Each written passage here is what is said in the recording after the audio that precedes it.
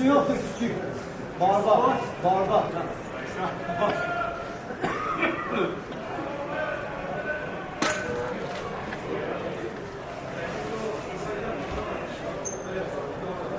Yaklaşık bu 2 aydır Van gibi bir kentte sular akmıyor. Van'da Vaski diye bir kurum var ama muhatap yoktur. Muhatabın olmadığı yerden bilindiği gibi şu anda Vaski'nin kapısı kapalıdır. Kesinlikle muhatabımız olmadığı için mecbur kaldık. Yaklaşık bu 2 aydır Van gibi bir kentte kesinlikle sularımız akmıyor. Suları da akmadığı bir yerde hijyen yok, temizlik yok. Kısacası şunu söyleyeyim. Otellerde su yok, lokantalarda su yok. Yani çok mağduruz. Kesinlikle bizim muhatabımız yok. Yani suların olmadığı bir kente asla ve asla temizlik söz konusu değildir. Yani Van gibi bir kente bakınız 2 metre kazarsanız sular akıyor, sular çıkıyor. Van gibi bir kente neden su yoktur? Su olmadığı yerde neden fatura vardır? Faturalar biliyorsunuz ki Türkiye'nin en pahalı suyu Van'dadır. Onun için kamuoyunun karşısında bunu şunu haykırmak istiyorum. Biz muhatap istiyoruz. Mağduruz, perişanız. Bu halkın sesi olmak istiyoruz. Gerçekten kamuoyunun karşısında sizin değerli basın mensuplarının huzurunda haykırmak istiyoruz. Neden muhatap yok?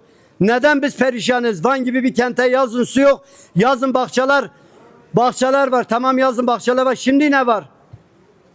Van gibi bir kente neden su yoktur?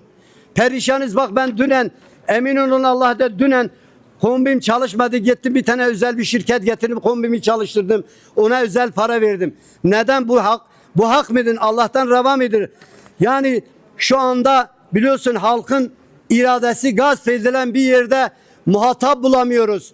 Belediye başkanı, büyükşehir belediye başkanı yerinden alınmış, yerine kayyum atanmış. Kayyum atanan yerde muhatap yok. Halkın karşısında bir muhatap olmadığı için haykırıyoruz. Bu zulümdür. Bu zulümü nereye kadar gidecek bu zulüm? Biz perişanız. Hijyen yapmıyoruz. Temizlik yapmıyoruz. Bak ben şunu açık net söylüyorum. Biz kesinlikle temizlik yapmıyoruz. Van gibi bir kente, çarşı merkezinde bakınız hemen yanımda otel var. Otelde su yoktur. İnsanlar kendisini yıkanacak, banyo yapacak sular olmadığı için perişanın, mağduruz. Kamuoyuna saygıyla eğiliyorum. Yaklaşık 1 aydır sularımız yok. Perişanız, mağduruz. Koskoca kenttir. Kuaförüm. Elimizi yıkayacak su bulamıyoruz. Yani bırak müşterileri memnun göndermeyi, artık elimizi yıkayamıyoruz. Sağ olsun kayyum yapacağını yaptı. Sularımızı kesti. Yazın olsa hadi neyse ama kışındır. Yağmurlar var, kar yağıyor. Her tarafta yani su var yani. Van'da su bitmez. Biz mağduruz yani, sularımızı kesiyorlar.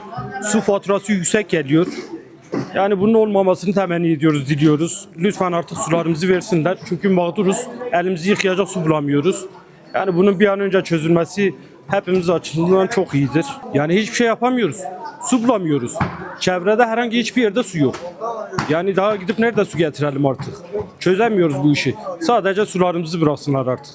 Başka... Peki gün içerisinde sular kesiliyor mu yoksa sürekli mi geliyor? Yani sürekli kesik. Son 20 gündür sürekli kesik. Yani sabah saat 6-7 civarında, sabah saatlerinde bir saatlik bir suyu bırakıyorlar. Yani o da bizim işimizi görmüyor. Saat 8'e esnafız, dükkanımızı açıyoruz. Yani akşama kadar su yok. Halimiz bu.